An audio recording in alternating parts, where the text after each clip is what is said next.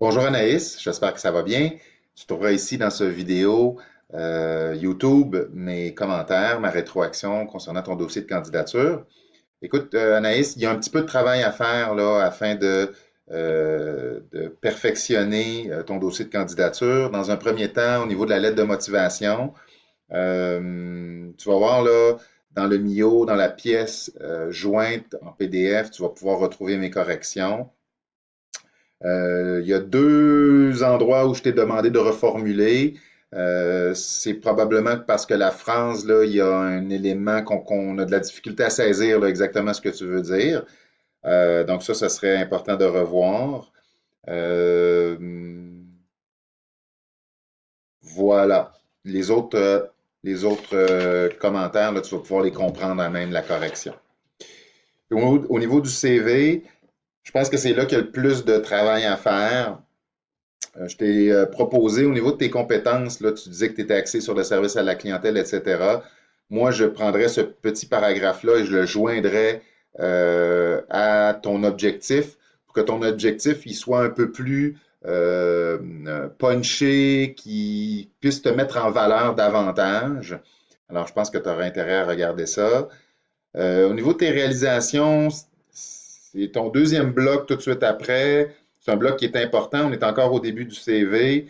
Moi, je pense que je l'appellerais autre réalisation. Je l'enverrai à la fin de ton CV. Je parlerai de ton implication au niveau de Aphrodite et Apollon. Ensuite de ça, au niveau des maîtrises de la langue puis de l'anglais, je ferai peut-être une section langue et informatique. Puis là, ben, au niveau de compétences, ça ne laisserait rien dans le bloc. Soit que tu enlèves complètement le bloc compétences et là, tu te retrouves avec un CV qui est pas compétences, ce qui ne serait pas mauvais non plus. Mais si tu souhaites faire un CV compétences, je t'encourage à le faire. Ben à ce moment-là, ce serait d'arriver, puis c'est là que je t'ai mis plusieurs petites lignes, une par-dessus l'autre, ce serait d'arriver avec une synthèse là, de tes compétences fortes, ce qui fait en sorte que toi, tu te démarques. Euh, Comment tu es capable d'ajouter de la valeur aux entreprises. Alors, il y aurait à retravailler cette section-là. Au niveau de tes expériences professionnelles, là, tu vas pouvoir comprendre mes modifications. Puis, ouais, voilà, au niveau des références, tu n'auras pas besoin de le mettre. Puis, je t'encourage sur la deuxième page là, à rajouter ton nom, comme tu as un CV sur deux pages, de rajouter ton nom dans le bas de la page. Au niveau de ton profil LinkedIn, d'après moi, il manque certains éléments, notamment au niveau de tes expériences de travail. Là, je vois Canac caissier, mais c'est pas avec les expériences. Tu es employé dans un café. Employé dans un café, tu fais quoi?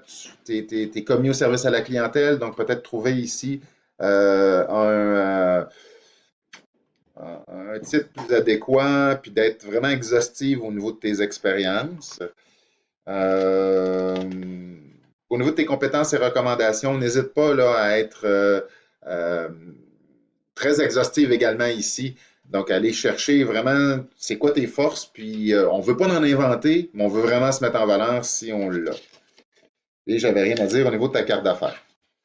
Si jamais tu nécessiterais davantage d'explications ou si tu veux prendre un rendez-vous avec moi, je t'invite à le faire via le lien que j'ai déposé sur Léa. Sinon, ben, j'espère que ça te convient et ben, je te souhaite de trouver un stage à la hauteur de tes attentes. Sur ce, je te souhaite une bonne fin de journée. Au revoir.